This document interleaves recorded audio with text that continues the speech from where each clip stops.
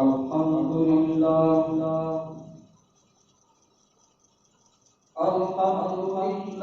وكفى وسلام على عباده الذين اصطفى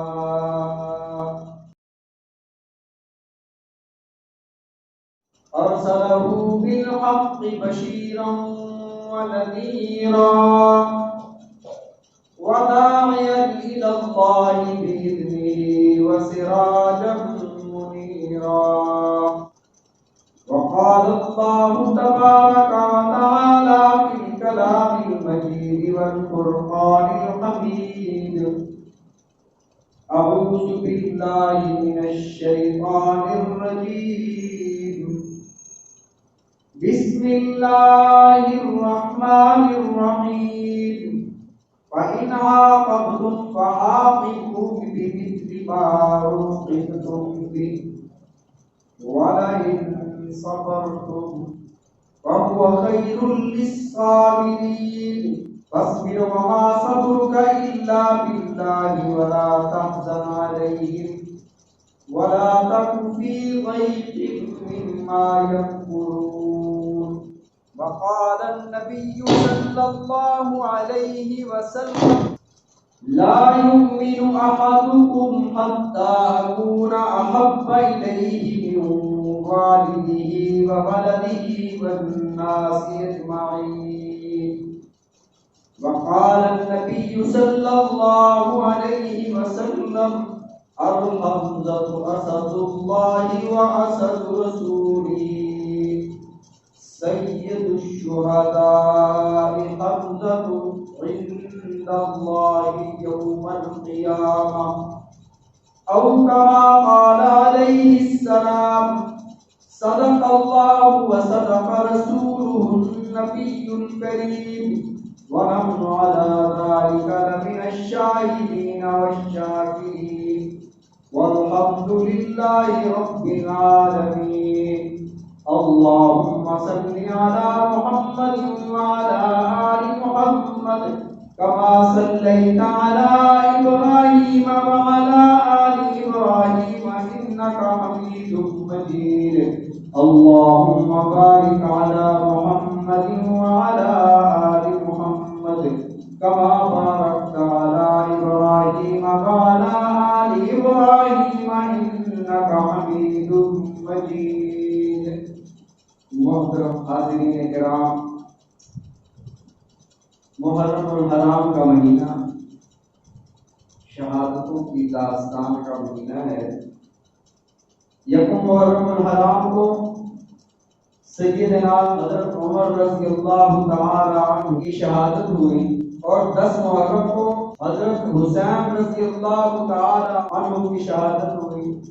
تو آج کے جمعہ میں میرے آقا علیہ الصلوۃ والسلام نے ارشاد فرمایا: سید الشہداء، قیامت تک جتنے بھی اللہ کی راہ میں شہید ہوں گے ان سب کے سردار یہ ہوں گے، میری مراد حضرت امیر حمزہ رضی اللہ تعالی عنہ۔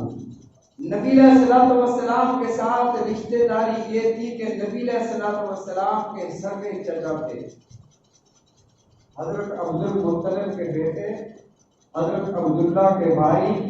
نبی علیہ الصلوۃ والسلام سے ایک روایت کے مطابق 2 سال پڑھے، ایک روایت کے مطابق 8 سال پڑھے۔ دوسرا رشتہ یہ کہ نبی علیہ الصلوۃ والسلام کی جو والدہ محترمہ حضرت آمنہ رضی اللہ تعالی عنہا، آمنہ بنت وہب، حضرت آمنہ کی چچا زاد بہن حضرت امیر حمزہ رضی اللہ تعالی عنہ کی والدہ محترمہ،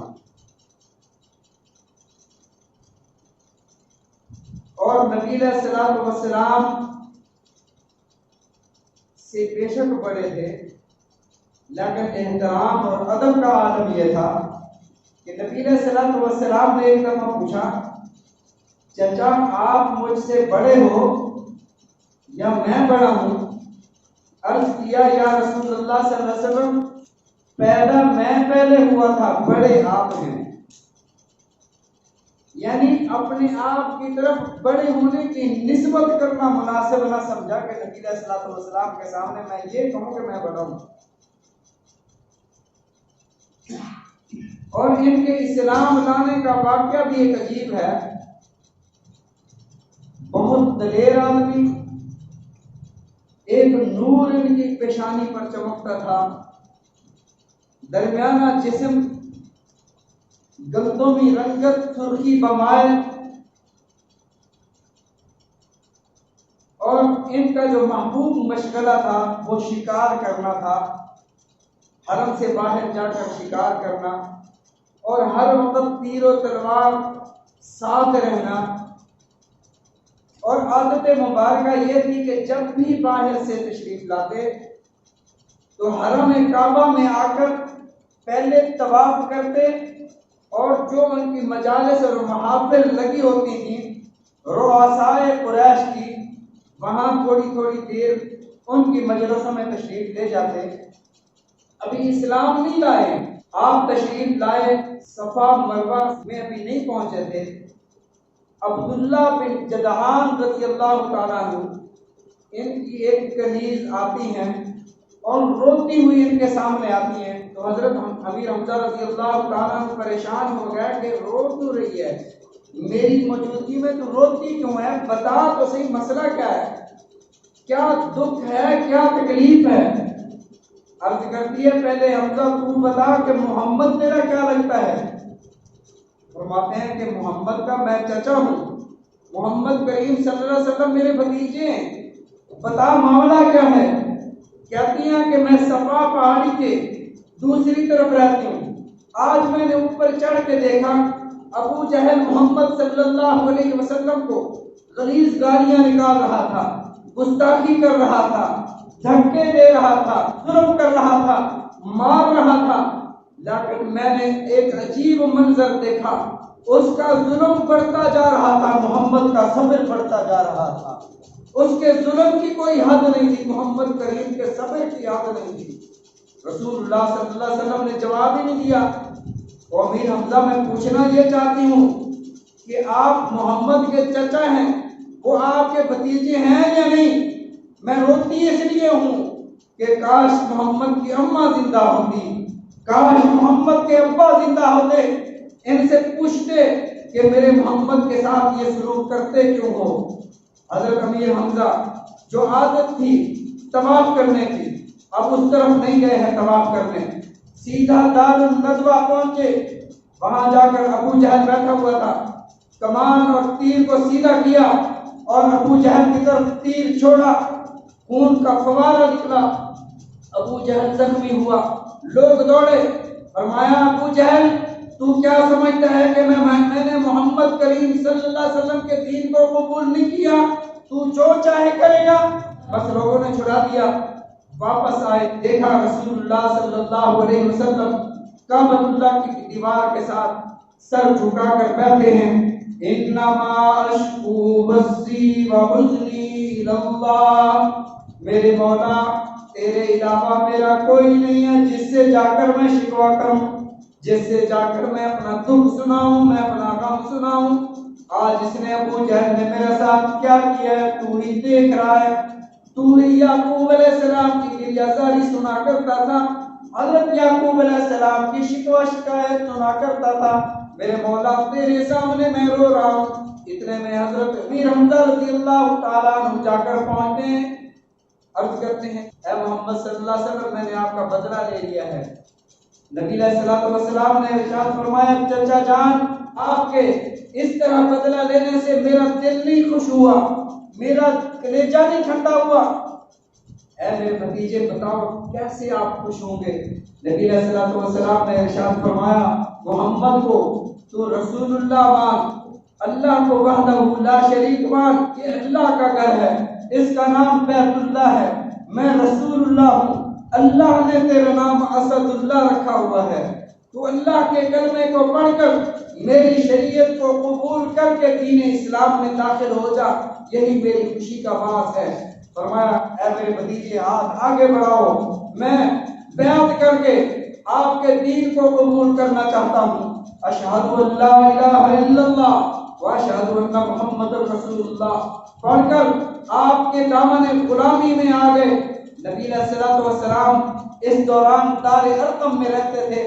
نماز کی تقریباً 2 ہی صفیں بنتی تھی. روئے زمین پر کائنات میں صرف 40 لوگ مسلمان، 40 مسلمان ہیں صرف.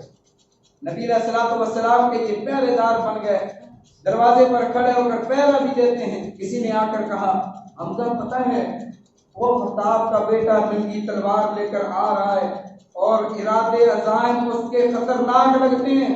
حضرت امیر حمزہ رضی اللہ تعالیٰ نے فرمایا اگر وہ خطاب کا بیٹا ہے پھر میں بھی محمد کا غلام ہوں، ذرا اسے آنے دو. اگر خیر کی نیت سے آیا ہے خیر ملے گی، اگر خیر کی نیت سے نہیں آیا، اگر برے ارادے سے آیا ہے تلوار اسی کی ہوگی، ہاتھ حمزہ کا ہوگا، گردن عمر کی ہوگی. یہ خطاب کا بیٹا کیا سمجھتا ہے کہ محمد کے غلام ایسے ہیں؟ اتنی یہ باتیں جب آپ فرما رہے تھے نبی علیہ الصلوۃ والسلام اندر آپ نے وہ باتیں سنی. آپ نے فرمایا حمزہ کیا ہوا؟ عرض کیا یا رسول اللہ صلی اللہ علیہ وسلم یہ بات ہے عمر آ رہے ہیں. میرے آقا علیہ الصلوۃ والسلام نے ارشاد فرمایا رات تہجد کی نماز میں نے عمر کو اللہ سے مانگا ہے. عمر برے ارادے سے نہیں آ رہا، عمر اسلام قبول کرنے کے لیے آ رہا ہے، عمر دامن رحمت میں آ رہا ہے. عمر کے ارادے پر شک نہ کرو.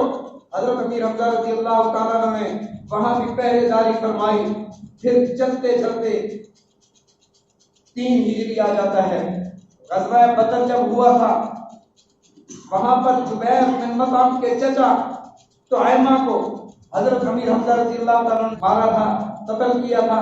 ہندا کے بیٹوں کو حضرت امیر حمزہ رضی اللہ تعالیٰ نے بدر میں جہنم واصل کیا تھا. اور ایک وحشی غلام تھا، اسے کہا کہ اگر تم امیر حمزہ کو قتل کر دو ہم تمہیں آزاد کر دیں گے. آزادی سب سے بڑی نعمت ہے، ہر بندہ آزاد ہونا چاہتا ہے. یہ فطرت یہ ہے، اللہ نے انسان کو آزاد پیدا کیا اور وہ آزادی چاہتا ہے. تو میں رہنا شروع کر دیا کہ مسلمانوں اور کافروں کی جنگ ہو اور میں کسی طریقے سے امیر حمزہ کو شہید کروں. ایسے تو سامنا کرنے کی کوئی ہمت نہیں کرتا تھا، اتنے دلیر تھے، اتنے بہادر تھے. غزوہ احد آ گیا. حضرت امیر حمزہ رضی اللہ تعالیٰ عنہ جس طرف جاتے ہیں کافر بھاگ جاتے ہیں، صفوں کی صفیں گاجر مولی کی طرح کاٹ کے رکھ دیتے ہیں. ایک پتھر کے پیچھے چھپا ہوا ہے وحشی بن حرب، اس نے ایک خنجر ہاتھ میں لیا ہوا اور ایک بھالا جسے نیزہ بھی کہتے ہیں وہ لیا ہوا. حضرت امیر حمزہ رضی اللہ تعالیٰ جیسے ہی وہاں سے گزرے اس نے زور سے وہ نیزہ پھینکا اور حضرت امیر حمزہ رضی اللہ تعالیٰ کا پیٹ اور آپ کا شکم چاک کرتا ہوا گزر گیا. آپ وہاں پر گر پڑے، شہید ہو گئے. وحشی نے ہندا کو بتایا کہ آپ کے دشمن کو میں نے قتل کر دیا. اب ہندا آتی ہیں، ہندا وہ عورت ہے ابو سفیان کی بیوی ہیں، مسلمان ہوئی ہیں فتح مکہ کے بعد. نبی علیہ الصلوۃ والسلام کے آپ کے چچے کو جب آپ شہید ہوئے ہیں تو ہندا آتی ہے، آپ کے شکم کو چاک کرتی ہیں، جگر نکالتی ہیں، دانتوں سے چباتی ہیں، غصہ اس قدر ہے.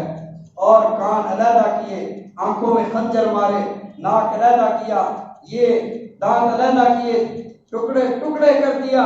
لیکن اس ہندا کو نہیں پتا تھا کہ حضرت سیدنا امیر حمزہ رضی اللہ تعالیٰ عنہ کی گردن کٹ جائے تب بھی یہی کامیاب ہیں. اگر وحشی کی گردن جھک جائے گی تب بھی حضرت امیر حمزہ کامیاب ہیں، کیونکہ اس ایمان کا تقاضا یہ ہے کہ اعلاء کلمت اللہ ہو جائے، اللہ کا کلمہ بلند ہو جائے. مر جائے تو شہید ہے اس راہ میں اور بچ جائے تو غازی ہے. نبی علیہ الصلوۃ والسلام نے ارشاد فرمایا میرے چچا کو تلاش کرو، جنگ ختم ہوتی ہے. نبی علیہ الصلوۃ والسلام جب پہنچے ہیں حضرت سیدنا امیر حمزہ رضی اللہ تعالیٰ عنہ کے جسد اطہر پر ٹکڑے ٹکڑے ہوئے پڑے ہیں، کان علیحدہ، جسم علیحدہ، پاؤں علیحدہ، سارا جسم ٹکڑے ٹکڑے ہوا ہے. نبی علیہ الصلوۃ والسلام کی آنکھوں سے اس قدر آنسو آئے، آپ اس قدر روئے، آپ کی ہچکی بن گئی. پھر رسول اللہ صلی اللہ علیہ وسلم نے وہاں کھڑے کھڑے اعلان فرمایا اگر میرے اللہ نے مجھے کافر پر غلبہ عطا فرمایا میں اپنے چچا کے بدلے میں 70 کافروں کا مسئلہ کروں گا، جیسے انہوں نے میرے چچا کے ساتھ کیا ہے، 70 کافروں کو ایسے ٹکڑے ٹکڑے کروں گا. اللہ نے حضرت جبرائیل علیہ السلام کو بھیجا، جبرائیل جلدی سے جاؤ، میرا محبوبات جلال میں ہے اور قسم کھا چکے ہیں، مجھے قسم ہے رب ذوالجلال کی، میں اپنے چچا کے بدلے میں 70 کافروں کا مسئلہ کروں گا۔ اللہ نے فرمایا سورہ نحل کی آخری آیات نازل فرمائی، حضرت جبرائیل علیہ السلام نبی علیہ السلام کی خدمت میں حاضر ہوئے۔ وَإِنْ عَاقَبْتُمْ فَعَاقِبُوا بِمِثْلِ مَا عُوقِبْتُمْ بِهِ، جس قدر ظلم کیا گیا ہے، جس قدر ستم کیا گیا ہے، جس قدر آپ کے ساتھ، آپ کے چچا کے ساتھ یہ معاملہ روا رکھا گیا ہے، اتنا ہی آپ بدلہ لے سکتے ہو، زیادہ نہیں۔ اگر انہوں نے ایک کے ساتھ کیا ہے تو ایک کے بدلے میں ایک۔ ان النفس بالنفس والعین بالعین والانف بالانف والاذن بالاذن، جان کے بدلے میں جان، آنکھ کے بدلے میں آنکھ، کان کے بدلے میں کان، والسن بالسن، دانت کے بدلے میں دانت، والجروح قصاص، زخم کے بدلے میں زخم۔ وَإِنْ عَاقَبْتُمْ فَعَاقِبُوا بِمِثْلِ مَا عُوقِبْتُمْ بِهِ، جتنا ہمارے ساتھ زیادتی کی گئی ہے اس قدر بدلہ لے سکتے ہو۔ وَإِنْ صَبَرْتُمْ، اگر تم صبر کرو، فَهُوَ خَيْرٌ لِلصَّابِرِينَ، صبر کرنے والوں کے لیے اللہ کے ہاں بہت بڑا اجر ہے۔ نبی علیہ السلام نے ارشاد فرمایا میرا چچا حمزہ اسد اللہ و اسد رسولی، یہ اللہ کا بھی شیر، اللہ کے رسول کا بھی شیر۔ نبی علیہ السلام نے ارشاد فرمایا اے زبیر بن عوام، زبیر بن عوام حضرت صفیہ رضی اللہ تعالیٰ عنہ کے بیٹے تھے اور حضرت حمزہ کے بھانجے تھے۔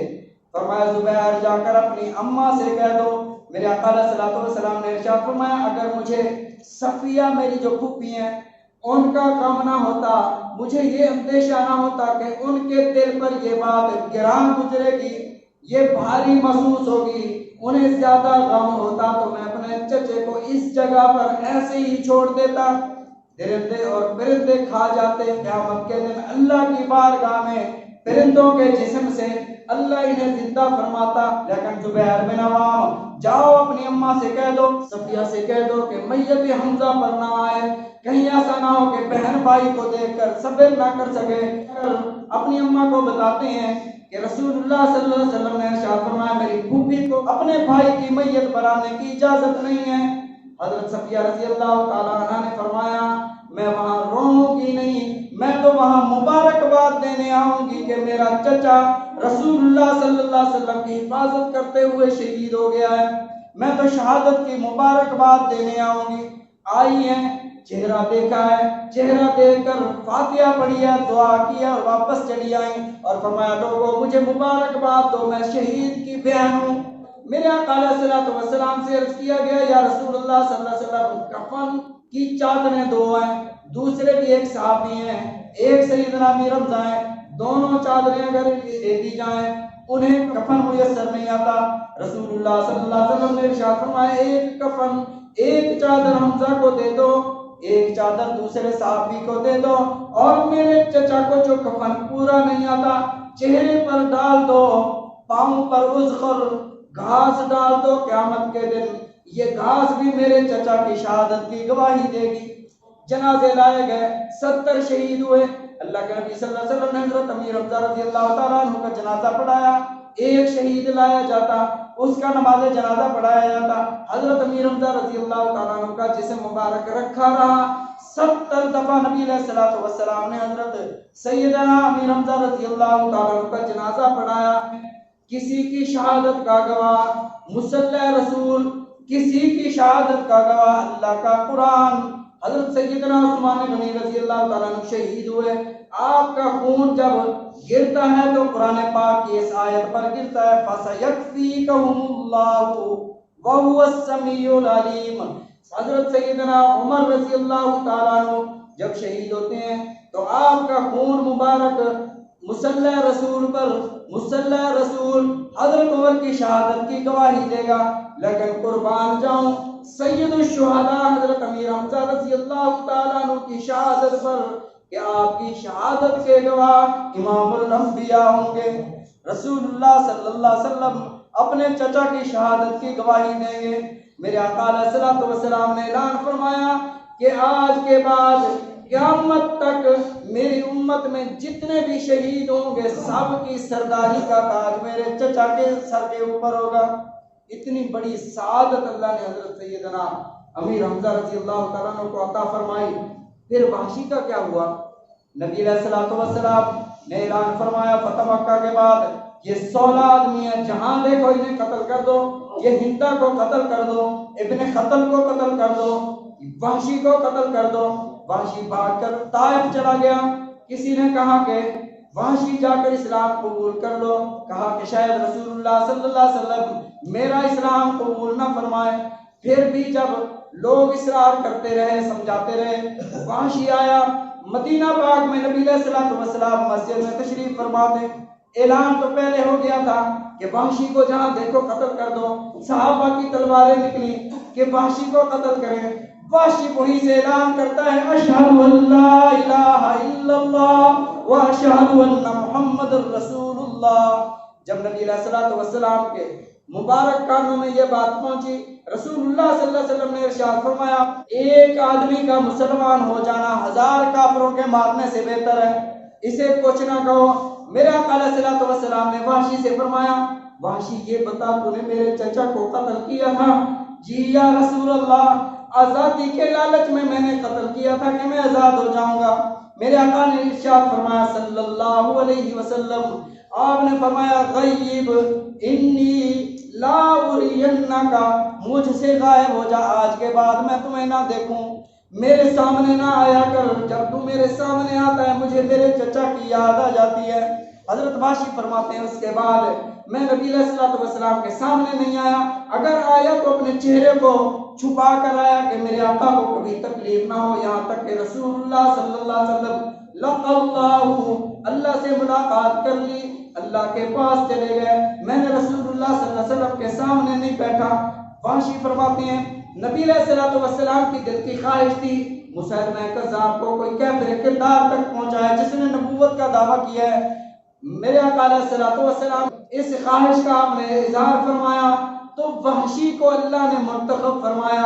यही वो वहशी था जिसने सय्यदुश शुहदा हजरत अमीर हमजा रज़ी अल्लाह तआला अन्हु को शहीद किया था। उसी खंजर से मुसैलमा कज़्ज़ाब को जाकर वासिल जहन्नम किया। और आप अंदाजा लगाएं कि वहशी हजरत सैयदना अमीर हमजा रज़ी अल्लाह तआला अन्हु कातिल, ये भी जन्नत में और सैयद शुहदा भी जन्नत में, उन्हीं के झंडे के नीचे होगा। अल्लाह ने इन सारे सहाबा के साथ जन्नत का वादा फरमाया है। रज़ी अल्लाहु अन्हुम व रज़ू अन, अल्लाह इनसे राजी कि अल्लाह से राजी। तो हजरत सैयदना अमीर हमजा रज़ी अल्लाह तआला अन्हु का कातिल भी जन्नत में, आप भी सैयद शुहदा, आप भी जन्नतियों के सरदार। तो सैयदना अमीर हमजा रज़ी अल्लाह तआला अगर गर्दन कट गई है अल्लाह की राह में तब भी उनकी कामयाबी है। इस्लाम के सामने, रसूलुल्लाह सल्लल्लाहु अलैहि वसल्लम के सामने हजरत वहशी की गर्दन झुक गई है तब भी अमीर हमजा रज़ी अल्लाह तआला अन्हु की कामयाबी है। आखिरी बात ये सुन लो, ये पैगाम था एक, अगर कोई आपसे माफी मांगने आए, मुझसे गलती हो गई, आप मुझे माफ कर दो। हजरत वहशी आए हैं ना माफी मांगने के लिए। नबी अलैहिस्सलातु वस्सलाम ने अपने चचा के कातिल को, सबसे बड़ा दुश्मन यही कातिल होता है, इससे तो बड़ा दुश्मन कोई नहीं, फरमाया कातिल को माफ फरमा दिया। अब अगर तुम्हारे पास कोई गुनाह लेकर, कोई गलती लेकर आए और कहे कि मुझे माफ कर दो, तो तुम्हें चाहिए कि तुम भी उसे माफ कर दो। माफी को अल्लाह पसंद फरमाते हैं। तुहिब्बुल अफ़्व फ़अफ़ु अन्ना, या कि हम दुआ करते हैं अल्लाह तू माफी को पसंद करता है, तू भी हमें माफ फरमा। तो माफ कर देना चाहिए। एक हदीस पाक उलमा से सुनी है, फरमाया कि अगर तुम्हारे पास कोई बंदा माफी मांगने आए, फरमाया कि तुम उसे माफ न करो। नबी अलैहिस्सलातु वस्सलाम ने इरशाद फरमाया इस बंदे से कह दो कि मेरे पास हौज़े कौसर पर जाम कौसर लेने ना आए, जो किसी बंदे की माफी मांगने पर उसे माफ नहीं करता। अल्लाह ताला हम सबको समझने की तौफीक अता फरमाए।